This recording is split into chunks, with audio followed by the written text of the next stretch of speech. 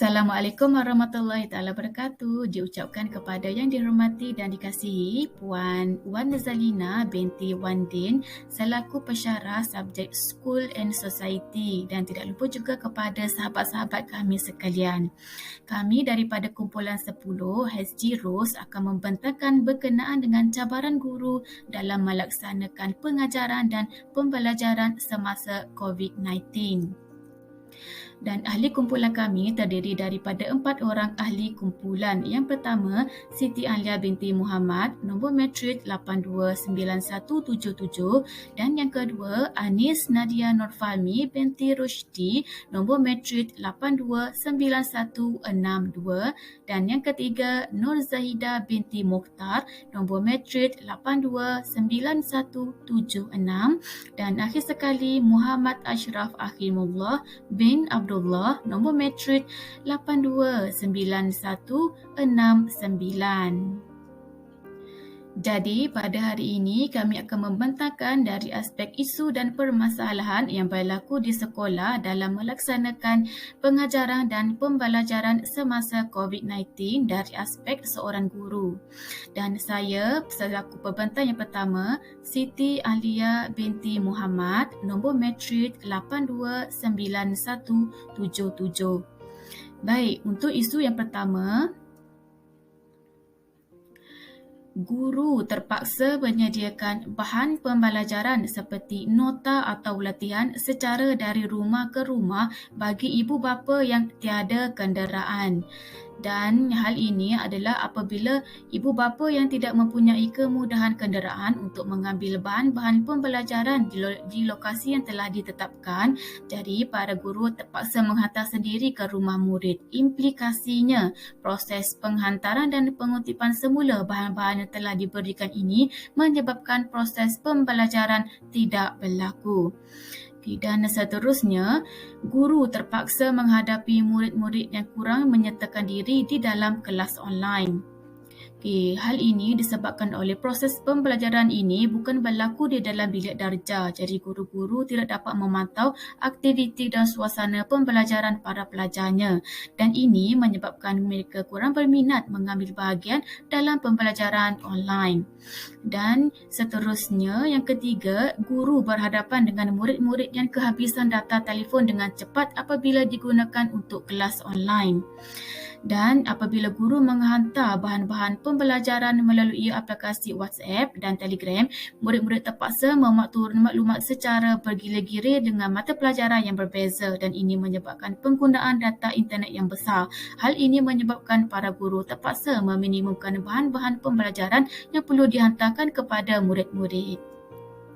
Sekian saja dari saya. Seterusnya, saya akan serahkan kepada rakan pembentang saya yang seterusnya. Terima kasih kepada rakan pembentang Siti Alia. Saya Nur Zahida binti Mukhtar, nombor matrik 829176. Okey, saya akan sambung pembentangan yang seterusnya, iaitu masalah liputan internet atau kelajuan internet. Okey, kekurangan yang paling utama bagi PDPR secara atas talian adalah masalah capaian internet. Tidak semua tempat mempunyai capaian internet yang baik, khususnya pelajar-pelajar yang tinggal di kawasan pedalaman dan tidak berkemampuan. Hal ini menyukarkan bagi guru dan pelajar untuk melaksanakan proses pembelajaran dengan baik.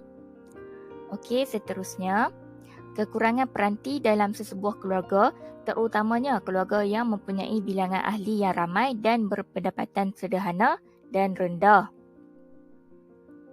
Bagi pelaksanaan PDPR secara dalam talian, perkara lain yang perlu diambil kira ialah penggunaan peranti tertentu seperti komputer riba, tablet atau telefon pintar diperlukan bagi membolehkan pembelajaran secara real time dalam tempoh layar atau kita panggil sebagai screen time dapat dilakukan.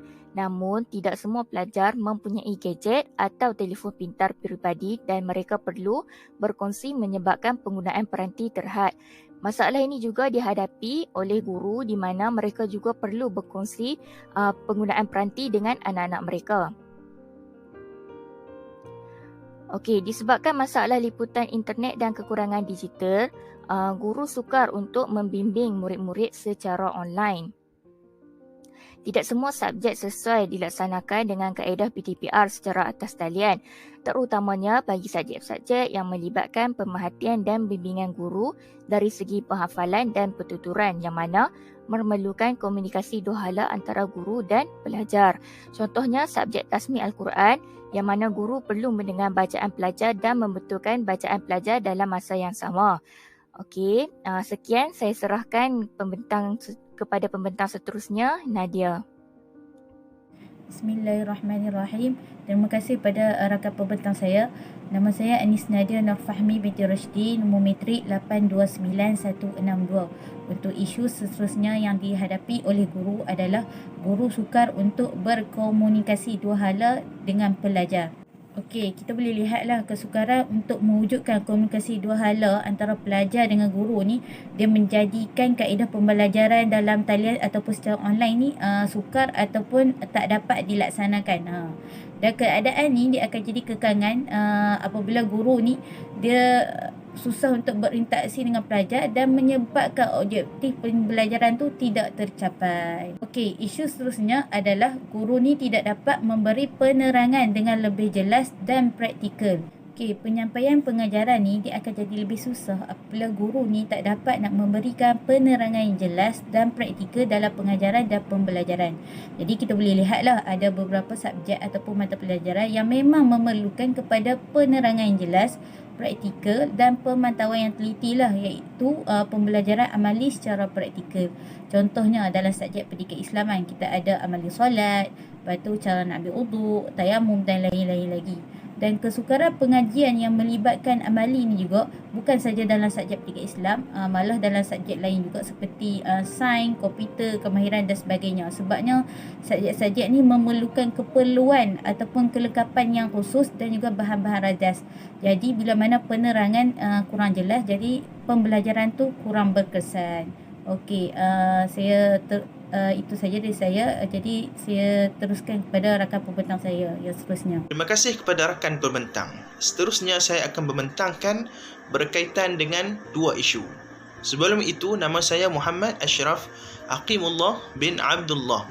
Nombor matrik 829169. Isu yang pertama yang akan saya ketengahkan adalah berkaitan dengan guru menghadapi ibu bapa yang kurang memberi kerjasama. Kajian menunjukkan bahawa status sosioekonomi ibu bapa lah yang menjadi antara pengaruh besar terhadap pendidikan pelajar.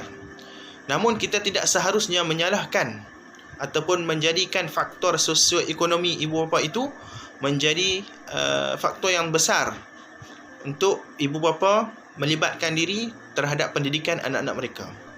Kerana apa? Kajian menunjukkan bahawa semakin tinggi kerjasama yang diberikan oleh pihak sekolah dan juga guru, maka lebih tinggi lagilah penglibatan ibu bapa di dalam pendidikan kanak-kanak dan dalam pendidikan pelajar. Seterusnya, isu yang kedua adalah guru menghadapi murid yang tidak menghantar kerja dengan lengkap ataupun masa yang ditetapkan. Seperti yang kita tahu, kerja rumah adalah satu yang mendatangkan impak yang sangat positif kepada setiap orang pelajar. Dan guru ini perlu menggalakkan pelajar menyiapkan kerja selepas sesi persekolahan. Iaitu guru perlu menyediakan ruang sedikit untuk pelajar menyiapkan kerja sekolah. Apabila mereka pulang ke rumah, mereka tidak perlu menyiapkan kerja sekolah sudah. Mereka hanya mengulang kaji sahaja. Jadi sekadar itu sahaja berkaitan dengan kumpulan kami. Yang saya dapat simpulkan di sini adalah penglibatan ibu bapa dan juga guru terhadap pendidikan anak-anak, pendidikan pelajar di sekolah sangat memainkan peranan penting dan juga ia perlu diteruskan di masa-masa akan datang. Sekian, terima kasih. Daripada grup kami, HG Rose.